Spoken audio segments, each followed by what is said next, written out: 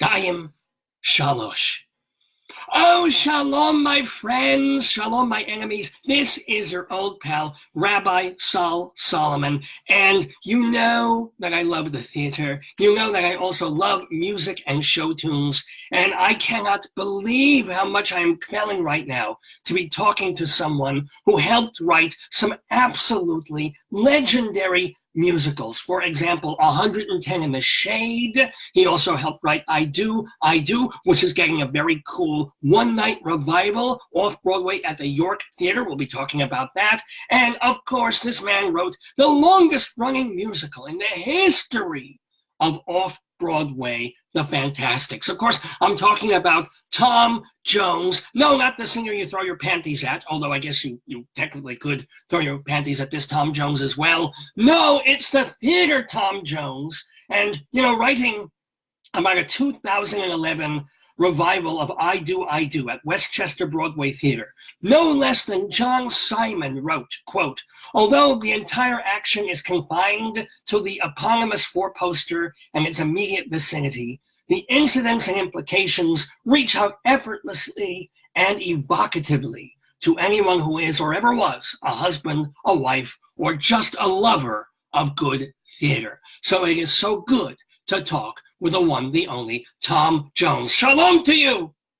Shalom to you. And if they do throw any panties, tell them please to launder them first before they do, okay? Yeah, I should tell that to my congregants, because they throw things at me after the sermon, and I'm like, at least wash it once in a while. I get wigs flying at me, I'm telling you. But, oh my gosh, we're going to try now, before anything else, let's make sure people go to the York Theater this coming Monday night to see I Do. Not only did you co-write it, but you're in it. How did this happen? Well, there are 5 different episodes in a long 50-year marriage, the story. And in this version, normally it's always been just 2 actors, beginning with Mary Martin and Robert Preston, and then going with many, many star performers, including Carol Burnett and Rock Hudson and lots of others, who portray 5 different episodes in a long marriage. And the last episode is a very old couple. And in this particular version, we've done doing something that I always wanted to try, is to have age-appropriate couples for the 5 different couples. And that's what we're doing, starting with a very young, very innocent boy and girl, and then winding up with a very old couple, and that's how I got cast. Oh, that's so sweet. Now, just from what you said, I have a million questions. But so before anything else, do you have any great or not so great memories of either or Mary Martin and Robert Preston? Any anecdotes? Well, I have lots of great memories of both of them. They were so different, and yet they complemented each other on stage and off. Mary, for example, part of her contract with David Merrick, who produced the original, was that he had to spend a certain specified amount of money redoing her dressing room. And I thought when I first heard about that, that's just indulgence, but in fact it wasn't true. It was made into this beautiful room with lots of mirrors and the paint on the wall making everybody's flesh look younger than it really was. And after the show, she would sign a lot of programs for people who came by the dressing room door, and then she would go in there and gather with a group of stars or people of no caliber and people like that, and they would all have a little glass of wine and witty conversations. And Robert Preston, on the other hand, had an empty dressing room, and the only thing he ever put in it was a 1-gallon thing of scotch, so that in case he had any visitors, he could tilt the thing over and pour up a drink. Also, here's an interesting story. Yes. I hope. Mary, when you're in rehearsal for a show, everybody just eats terrible food, and like at lunch, and we would rehearsed in the theater where we were going to do the show. And the rest of us would sit out in the auditorium with a greasy sandwich and a cup of coffee, and a styrofoam. Mary's butler, Ernesto, would drive up in the silver Rolls Royce, park it next to the Schubert Theater where they have a parking space, bring in a basket from Fortnum and Mason in London, a little large spread in her dressing room, put a tablecloth, some flowers, plates, knives, spoons, and everything, and she and her husband would have lunch. And then she would eat what she would have eaten if she was still in Weatherford, Texas, where she grew up. So it was this strange combination with Mary of being ultra sophisticated and yet at the same time still being connected to her rural roots. Well, would she ever be nice and share some of that lunch? I mean, it's a lot of people involved in a show. Would you, or would you may just eat for two and kind of close the door? No, we were out in the auditorium, and the lunch took place in her dressing room. Fair enough. Fair enough. She's entitled. No, nobody ever. And I would have been to go in there and be part of that incredible. Well, wait. You would have been awed. She wouldn't have been there if not for you and Harvey Schmidt. No, I think she was there before Harvey Schmidt and I came along, and she wouldn't have still been there. But no, it was.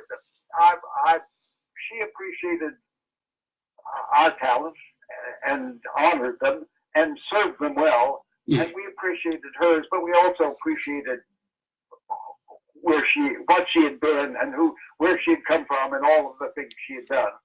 Now, can I ask, I've heard from various actors and press agents and producers the whole gamut of stories about David Merrick. Since you mentioned him, do you have either a positive or a negative or a neutral story about him producing I Do, or dealing with Merrick? Do we have time? I can tell you a story about David Merrick. Of course we have time. This is a joke, and I just heard it, not so long ago. It's a joke. But David Merrick's office was in above the Sardines building, the top floor, 6th floor there, and his office room, was all red, like the devil or something. And also in his office, he had a big desk and his big chair, and there were no other chairs. So whenever he took a meeting, everybody had to stand except David, who sat behind the chair. Yeah. But the story is this: that in recent times, long after David Merrick passed away, that somebody goes up the elevator and goes into where that office was and says, "I have an appointment with David Merrick. It's very important." The person said, "David Merrick? David Merrick's dead. David Merrick hasn't been here for 15 years. And the man said, "Oh, that's right. I'm so sorry." And he leaves. And the next day he comes back and says, "Listen, it's really important that I have this appointment with David Merrick. We set it up some time ago." The guy said, you were here yesterday. Are you crazy or something? Didn't you hear what I said? David Merrick is dead." And the man says, "Oh, yes, you told me that. I'm sorry." He leaves. He doesn't appear again for like 6 weeks or 2 months. And he comes back and says, "I demand to have this appointment to see David Merrick." And the guy just loses it. He says, "You're a madman. You're crazy. Are you deaf? David Merrick is dead. David Merrick is dead. David Merrick is dead." And the man says, "Yes, I know. I just like to hear you say it."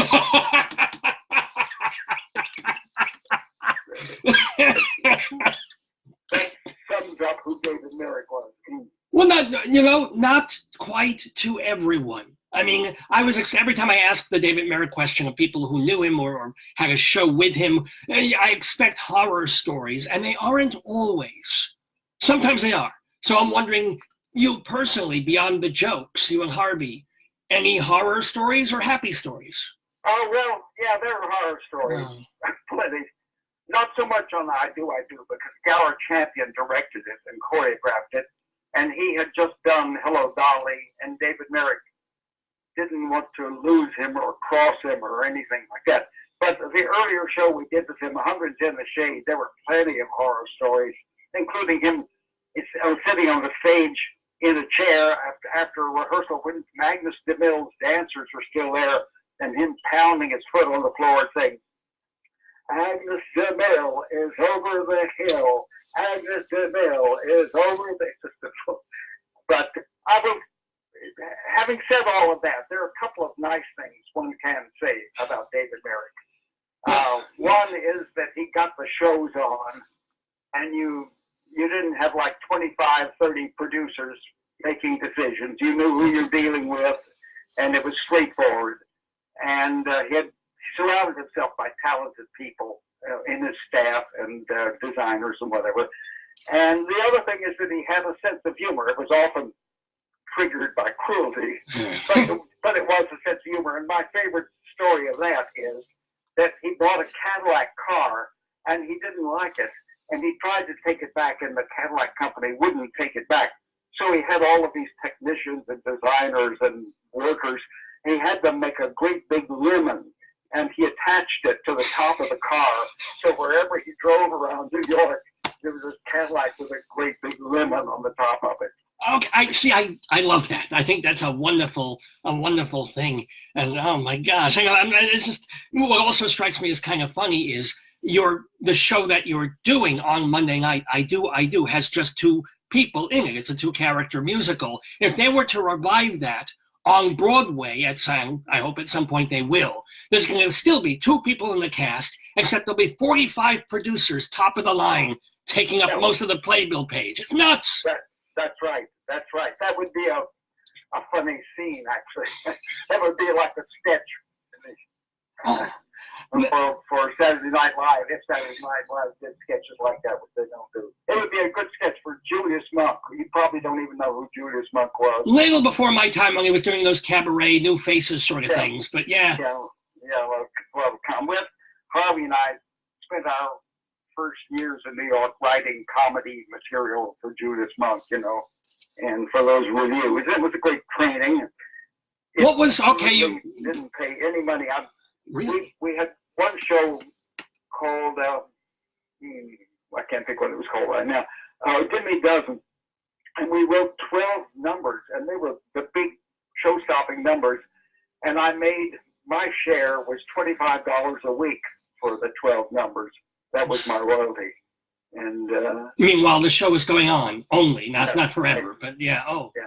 Well, Cass, I was glad to get it actually, but and $25 back then, that was probably like $150 now. It went a lot further, but still, all things considered, it was Broadway. I guess. Yeah, it was in cabaret, and yeah. Do you remember the first song that you and Harvey co-wrote? The first song we co-wrote? The first finished song that you whether it was good or not, but... Oh, no, the first song we wrote was good, actually. Ah. It still holds up.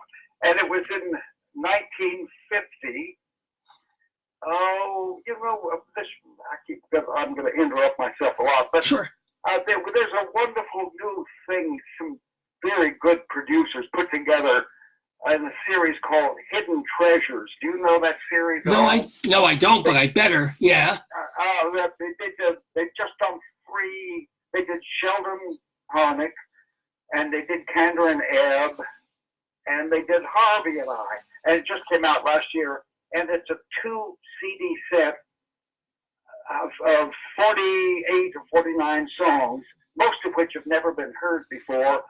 Or if they have been heard, they're sung by people who've never been heard singing them before, Sure. So it's a fascinating thing with a 65-page booklet. And if you will email me your mailing address, I will send you one because it's something I'm very proud of. Anyway, that has a recording of the first song we wrote, which was a college musical in 1950. I think it was. Wow. And it's a song called Freshman Song, and it holds up pretty well actually. All these years later, it's a very nice recording of it too, which was recorded at the time at the University of Texas, when Harvey and I were students there. Now, speaking of songs, you sort of promised the host of this program, Dave, to sing just a little bit of another song that you guys wrote, which was a parody tune of I Enjoy Being a Girl. And you thought I would appreciate it. Yes. I can remember it.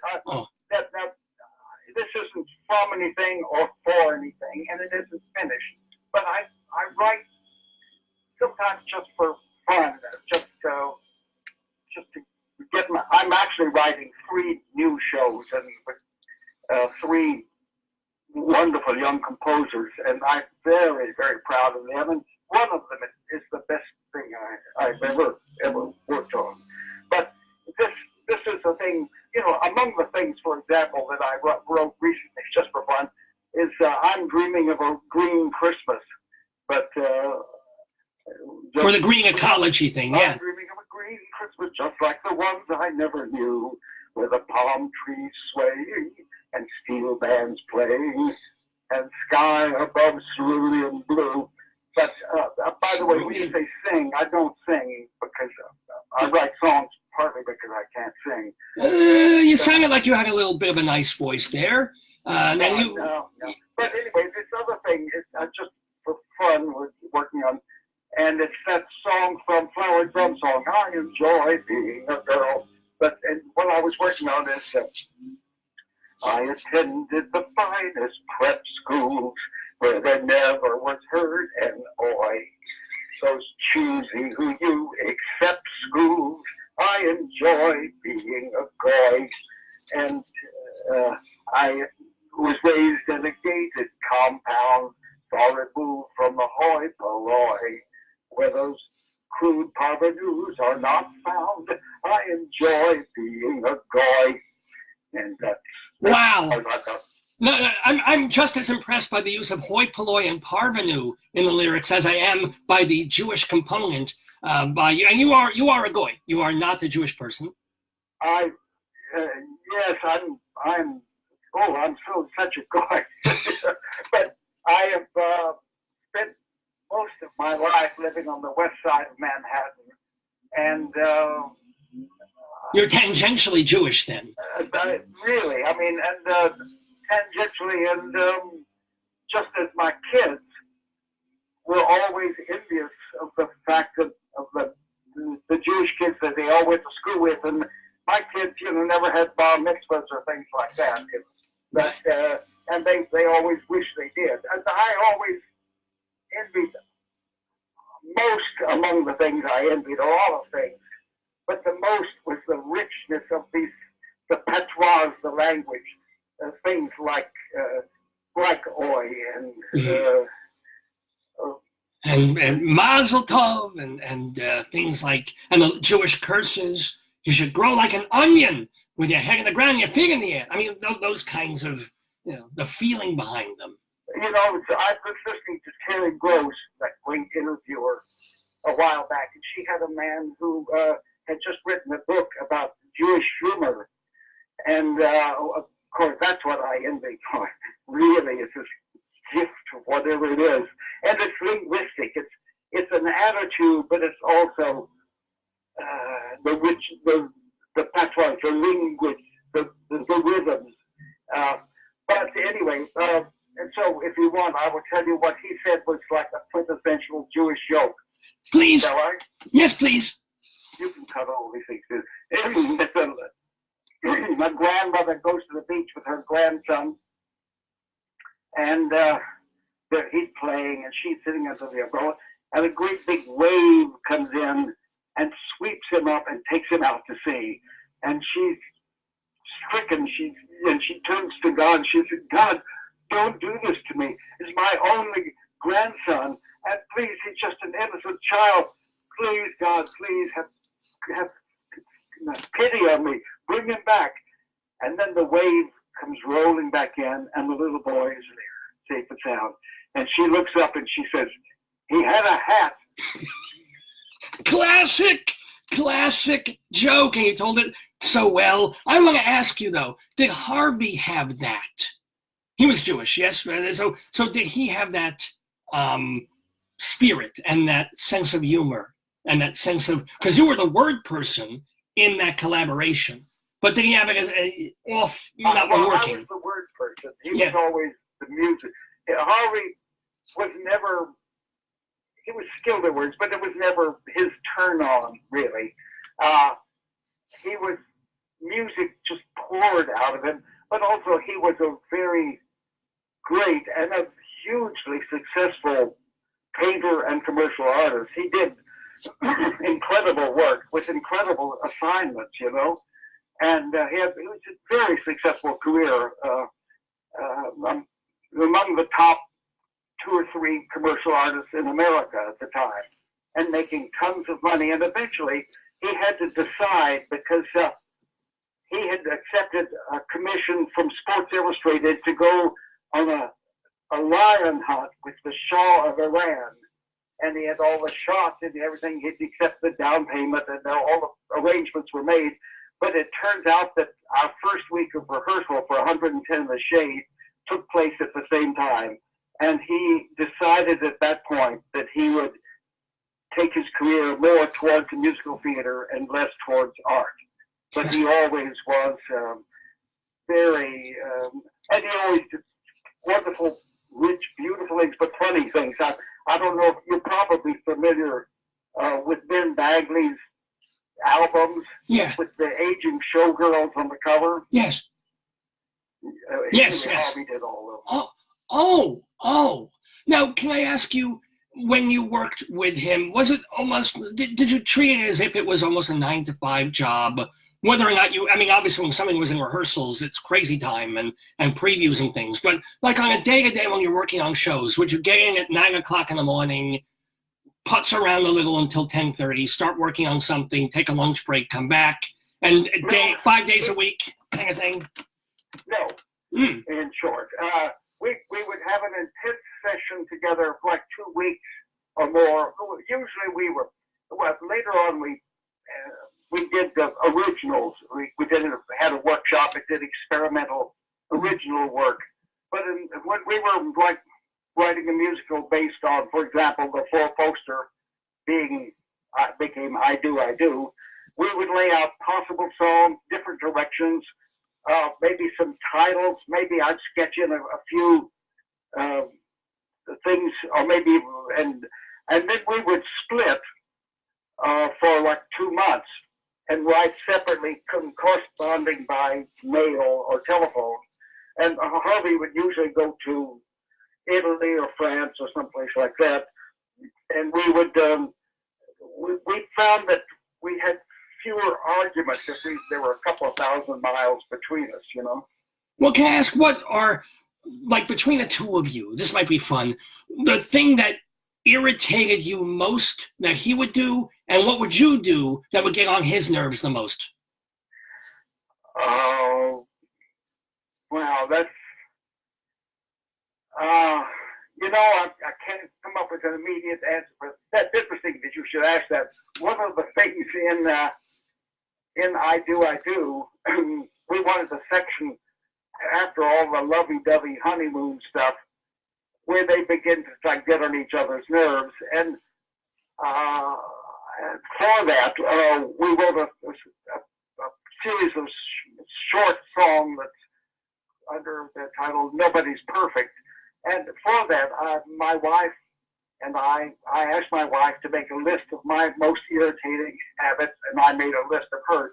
And it's funny, I could come up with that list very quickly, but and she came up even quicker. Oh, I'm sure. Yeah. My favorite that she came up with that we made a song out of is You Chew in Your Sleep. And that became a little section.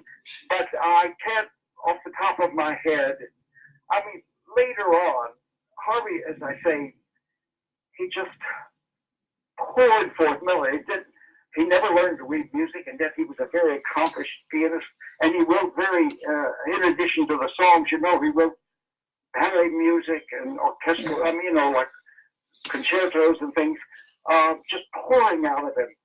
And then after 30, maybe 40 years together doing it, it sort of dried up. And I wanted to continue working, and Harvey just didn't want to do it anymore.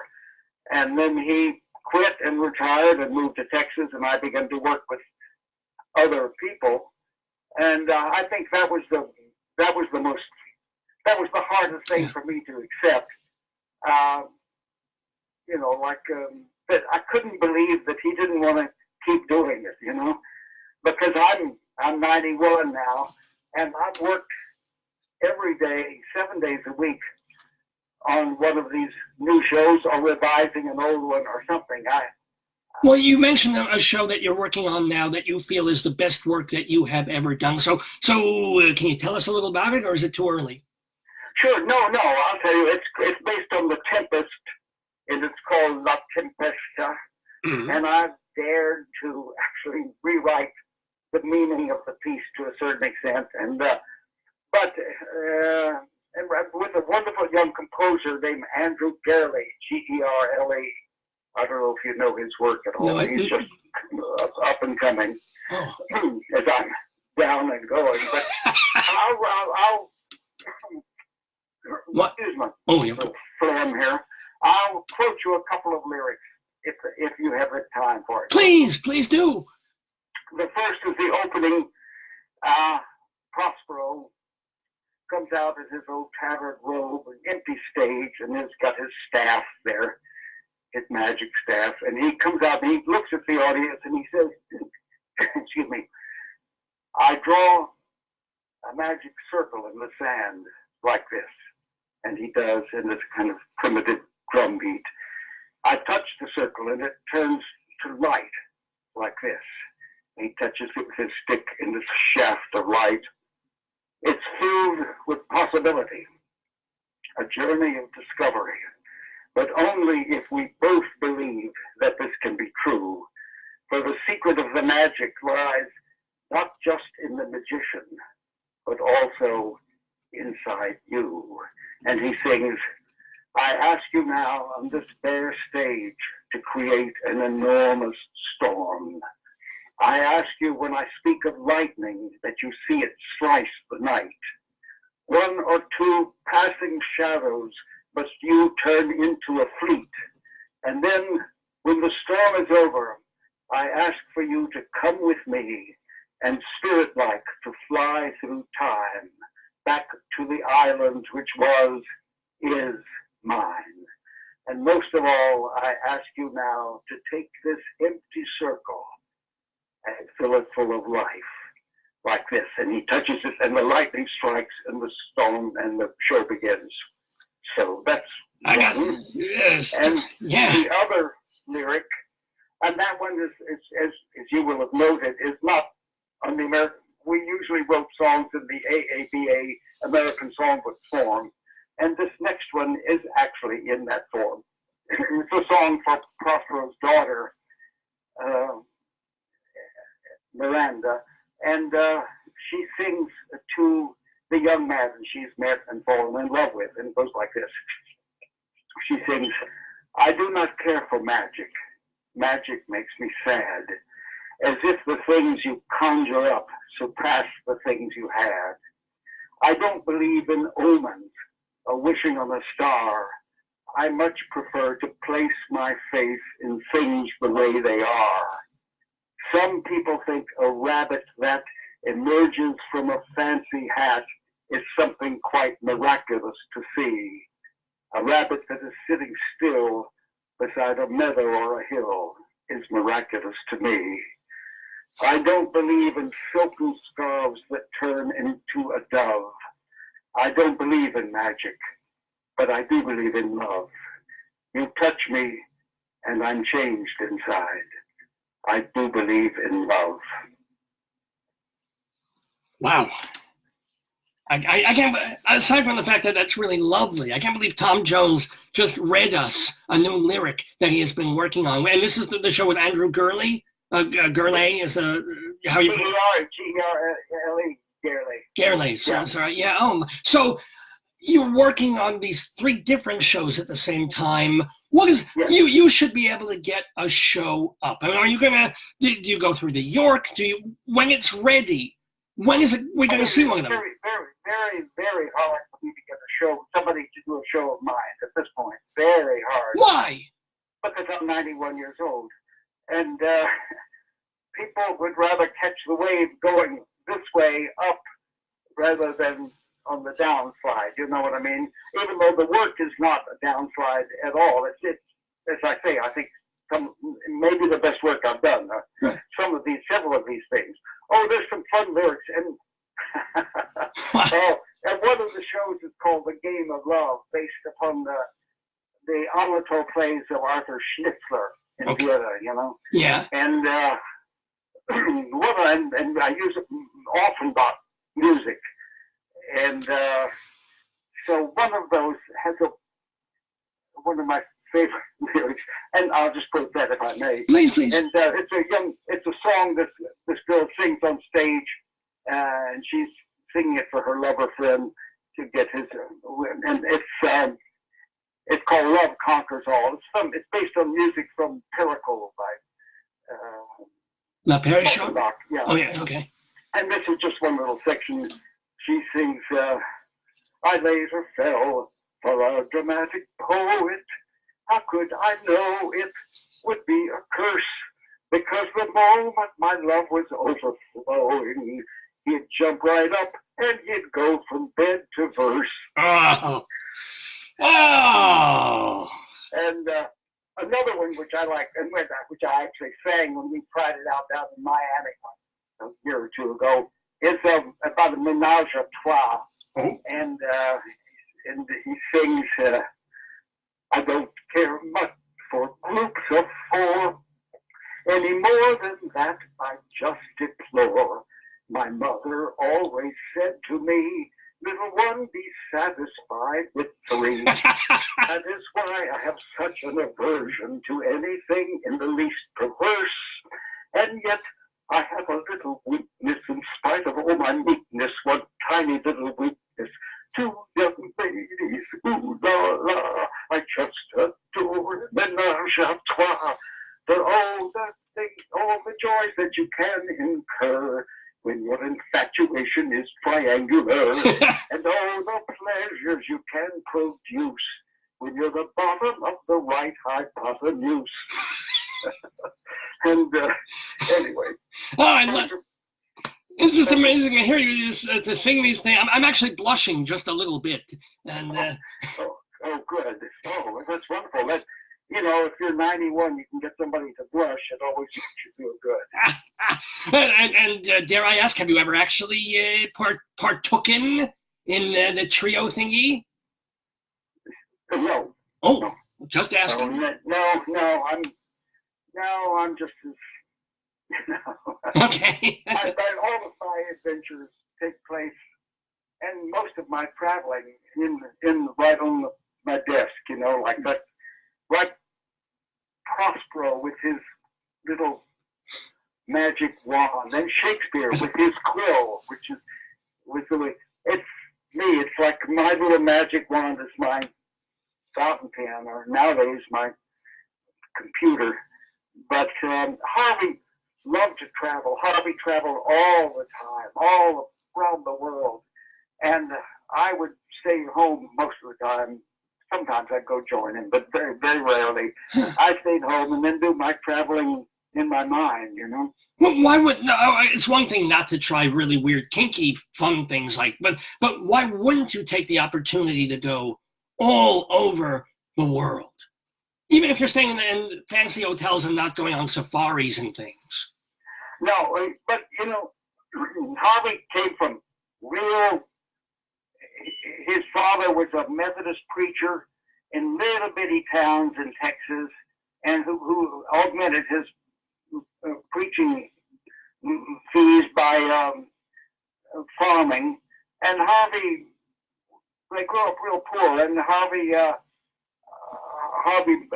made his own way, paid for his own way through college, worked his way through college, and when he came to New York and made his artwork just immediately, like he would just suddenly bathe in money. Unlike me, I was bathed in non-money when I came to New York first. But then Harvey, he'd always wanted to travel, so he did it. He would go in those early days. He would pack. No, actually, he wouldn't pack a suitcase. He would just go out to. At that time, it was Idlewild. Oh, yeah. Go to Pan Am and go up and say, what's the next flight out? And they'd say, where? And he said, no, just the next flight. And they'd say, oh, Rio de Janeiro. He'd say, book me for 3 days. And he would fly to Rio de Janeiro, stay 3 days and 3 nights, buy any clothes that he needed there, which he would leave behind. And then he would fly back, it was his theory that the first few days you were at someplace, every sight and image, particularly visually for him, was burned into your brain, and the longer you stayed, the less it happened. So yes, he would make these quick trips, and then later much longer ones, But it fed him. It never did me particularly, Wow. So where would you get your ideas from? Literature, from poetry, television? What fed you? Well, I mean,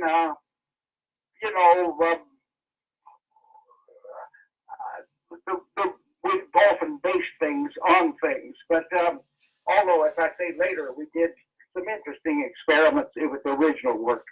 But if I had one key influence, it was Shakespeare. I mean, I never planned to be in the musical theater, and I never planned to be a writer either. I started off at college, wanted to be an actor, and then became a director.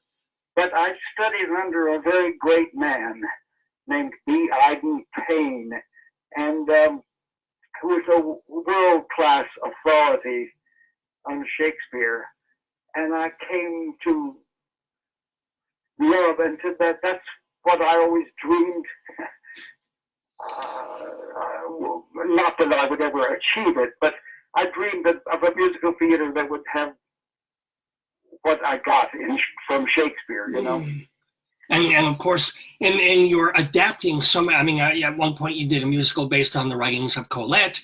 Now you're doing Tempest. Now, there is certain literary stuff in a lot of the musicals that you have done, in the musicals you did with Harvey. I don't know that a lot, but certainly Colette. But I was interested in her writing, but I was also interested in her life. She did so many diverse and contradictory things. And tried so many things.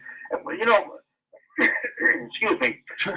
When she was very old, somebody asked her, they said, Madame Colette, if you could look back over your whole life and keep part of it and throw part of it away, what would you keep and what would you throw away? And she said, I'd keep it all. It's my property, my goods. And in that was, to me, a great secret, because what she was saying is that, people all want to have good things. They want pleasurable things. They want to feel good, understandably. But they don't want to feel bad. But it doesn't work that way. The degree which you can feel, you will feel good and bad. And that's painful for a lot of people. So for most people perhaps, they close off things, the ability to feel. But what I admired in Colette in that is that she opened her arms and said, bring it on. Bad and good. I want both of them. I want the pain and the joy. But understanding that you can't just have one or the other. Now, speaking of pain and joy, another piece that you guys adapted, and probably almost a fool's errand. I don't know how the show turned out, but you went and adapted Our Town by Thornton Wilder, one of the great American plays. What were the challenges of turning that into Grover's Corners? Well, it's all my life. If I had another hero, it was Thornton Wilder, in addition to William Shakespeare. Partly because they both recognize the theater as not just a representation of reality, but where you kind of you take in, you admit that you're in a theater in a way. But the trick with Our Town, the danger of Our Town is to be too sentimental, and most productions and most perceptions of it are as of something sentimental. It has within it, unfortunately, a few shit-kicking things where like folksy, overly folksy. But by and large, it is this extraordinary thing. What Weiler wrote was about it, that he was trying to see through the two ends of the telescope at the same time. And that's what he does, because one part of it is like so close up, what little things that are happening in the town, the falling in love and getting married, the dying, it's like totally unimportant. But that's seen through the long end of the telescope, and he's constantly removing you by thousands of years and billions of miles from this space. But then when you put it in another way, it is so meaningful. This little nothing is not just something, it's everything. And you realize it when you put the two side by side. And so, and to me, then eventually it became clearly a piece about time, and nearly all of the songs in it relate to time and how you perceive time. Because at the end, when she dies, and then she's allowed to go back for one day,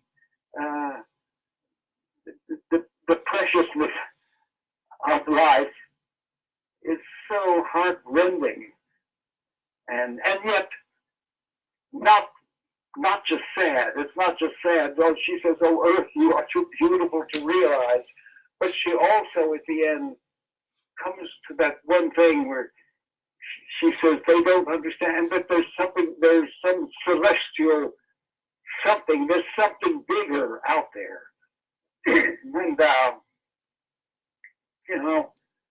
and then we go from that to his closing speech, the stage manager, and he says, it's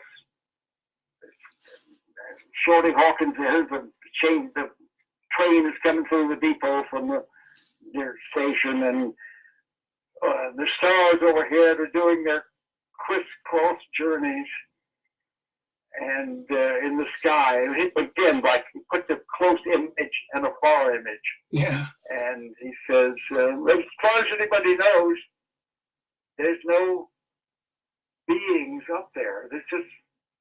We're the only one. He says, straining away, straining to make something out of ourselves. In fact, the strain is so hard that every 16 hours or so we lay down and get a rest. And it's almost 9 o'clock in Grover's Corners, time for bed. I hope you have a good night too. And that's the end of the show. Right. So, how do you feel? Do you feel like you were able to capture at least this idea of time and looking at the universe from these two perspectives? I did. I think it's probably the best score Harvey and I ever wrote. The other big contender for me is a show called Philemon. I don't know if you've ever heard of that, but I've heard of it. I don't know it. That we got the best notices of anything we've ever written. But it's very challenging. It's very, very funny, and it turns very unfunny at the end. But the album is going to be re-released in just in June by the person who did that Hidden Treasures thing that I was talking to you about. Philemon it won a lot of awards for us. And Dick Lefkowitz played the lead in it. Yeah. And he got the Obie for off-Broadway, and we got critics first, Nicole, and then it was done on television by a thing called Hollywood Television Theater, and it was inspired. It's based on an incident that took place in Antioch, in the Roman province of Antioch, in 254 or something.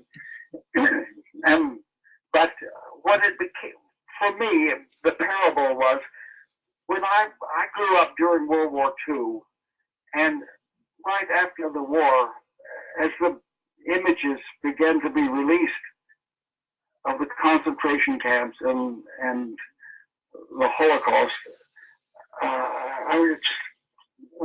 I guess everybody, but I certainly I was just starting college. I couldn't believe this. And then I thought to myself over and over again, if I had been there in Germany would I have had the courage to ever do anything or say anything or in any way protest, you know? Yeah. And so that's what this is about, somebody who's totally secular, who finds himself eventually becoming committed to a cause, a religious cause, more important than himself. Now, can I ask, you're mentioning these musicals that sound terrific, Philemon and Grover's Corners and some of the other pieces that you did, and yet every college, every community theater, every place at some point revives Fantasticks over and over again, sometimes 110 to the Shade also. Do you sometimes just want to grab these places by the throats and go, Harvey and I wrote some other stuff? Why does it always have to... I mean, I would like, I don't know that I'd grab him by the throat, or maybe another place.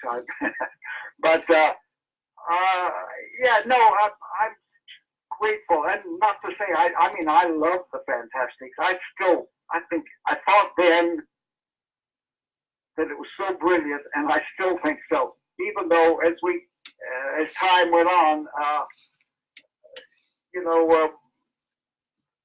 the reviewers didn't think so. I thought the audience would find it too strange, and that the critics would love it as an experimental work.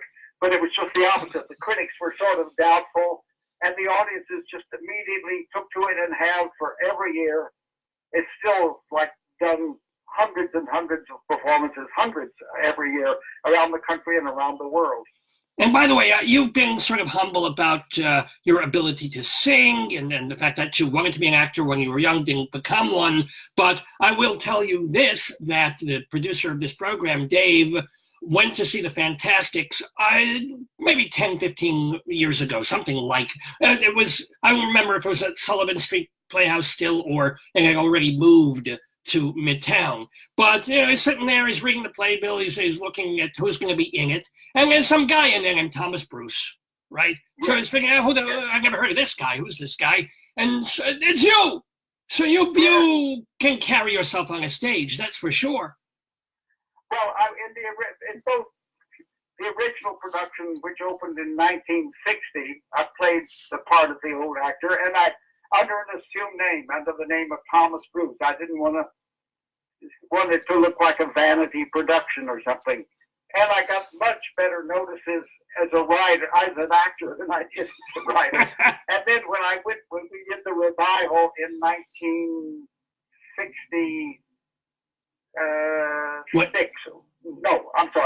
2006. Right, okay, yeah. And then I went back in and played it, and I hadn't, except for a tour of Japan, I hadn't played it for 50 years. Wow. But I went back in and again under the name Thomas Bruce, and again like Ben Brantley kind of put down the piece, which pissed me off. But then he raved about Thomas Bruce. And there you go. Well, he must have. Ben Brantley would have been wise enough to know who Thomas Bruce. No, actually, he mentioned in his review that it was like me under an assumed name. Oh, okay. So, how do you feel generally about critics? Because you're a little snarky about him in terms of that show, and that the critics didn't get the Fantasticks initially. But at the same time, I've read things where you have criticized the Fantasticks. There's a point where. Well, before you revised it, there was a thing where they were smacking a gorilla around, and like, what the hell does that even mean? So you revised it many years later. How do you feel about critics and your work overall? I like them if they like us. I don't like them if they don't like us. That's it was ever thus. Yeah. I think it's a hard job. It's like a hard job to. There must be. I can't imagine a harder job in some ways than to have to go to the theater every night. Oh, I can't even begin to imagine. Going to the theater upon occasion, and even frequent occasion, can be wonderful. It can also be horrible. But to go every night, that seems, and then have to come up with something to say it seems like a very hard job to me. I mean, I have to say that. Have you ever learned something from the critics, the criticism of your work, or even when you read the critics about other people's shows and musicals? Yeah. Well, I don't know. I can't say that I'm that influenced one way or the other by critical response. No. Okay. I mean, there are times when like in the original, the original notices were not good. There were 8 papers in the New York at that time, 8 newspapers, dailies, and most of them were very good. But the Times and the Tribune were so-so. They're not enough, not money notices. But at the same time, the Village Voice, the reviewer, came down and he wrote the most perceptive review probably ever written about the Fantasticks, and I cherished him for that, and I wrote that down. I wrote a book called Making Musicals a few years ago, which if you don't have it, I recommend that you buy it. You can get it on Amazon, and it's like $12, and it's a bar. Oh, definitely. Yeah. Have you read Jack Vertel's book, by the way, on musicals? It's really good. I haven't. You get it. I don't know what it is on Amazon, probably $14, but worth every penny. And it really, it's just the details what every song is, why you need a certain kind of song and a certain place in every musical. It's a brilliant book. So, but we need to read yours as well. What's the name of it again? It's called Making Musicals. Making Musicals. Now, you have made so many musicals, and you're going to be in. I want to remind you. Let me just say about please. That book. It was based on a series of lectures I gave at Hunter College. And the first half of the book is my own perception of how the American musical came about, the development and the changes and the growth and whatever. And the second half is full of structural things like how do you look for a partner, how do you look for a property, how can you anticipate problems, and dealing with lyrics, and then stuff like that, Oh my God, it sounds terrific. We all need to read it, and we all also need to see you, Tom Jones, this Monday evening at the York Theater. I don't think we told people this, at the York Theater over at St. Peter's Church, Lexington Avenue and 56th Street. It's right by the train there. And they're doing I Do with you as one of the, you're part of the older couple version of the couple that starts as newlyweds. I'm playing it with Nancy Ford. I don't know if you know Nancy, who wrote I'm Getting My Act Together. A great composer and a lovely woman, a wonderful actress. So I'm loving rehearsing with her. She's been a friend forever. Oh, good. Well, say hi. By the way, Gretchen Cryer was on our show, so yeah. Okay, well, guys, are we wrapping it up? Yeah, well, yeah. God, I had so many questions for you, but I know we're an hour into the interview almost already. I want to pick up like the last best final question. I don't know what to choose. I would say, well, I don't want to really end with a sad one, but I'm kind of curious. I mean, Harvey Schmidt passed a year or so ago. How did you mourn? Are you still mourning?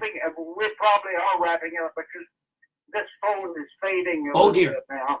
But tell me that question again, if you don't mind. Of course. I mean, unfortunately, it's a sad one, but mourning Harvey Schmidt, who passed a year or so ago. How does that come? I mean, when he died, what were your feelings, and what are your feelings in the months since? Well, Harvey had been ill for a long time, and seriously ill, and getting worse and worse. And then the York Theater honored us with the Oscar Hammerstein Award 2 years ago, December a year ago, I believe it was, yes. And Harvey, though he was wheelchair bound and very ill, came to New York, and they did a wonderful program honoring us and our work, and lots of people singing and doing things, and then videos, Barbra Streisand and others chiming in, and Harvey just had the time of his life. And he was scarcely able to play or sit at the piano, but he did, and we did the first song we ever wrote together, and then we did a song. Even though he knew he was dying, he wanted to do it, even though I thought, well, this is weird. It's a song called "A Wonderful Way to Die," and it's all about embalming. The first lines are, "I can see you lying there. Someone must have shampooed your hair. Isn't that a wonderful way to die?" And so forth. But Harvey wouldn't do it.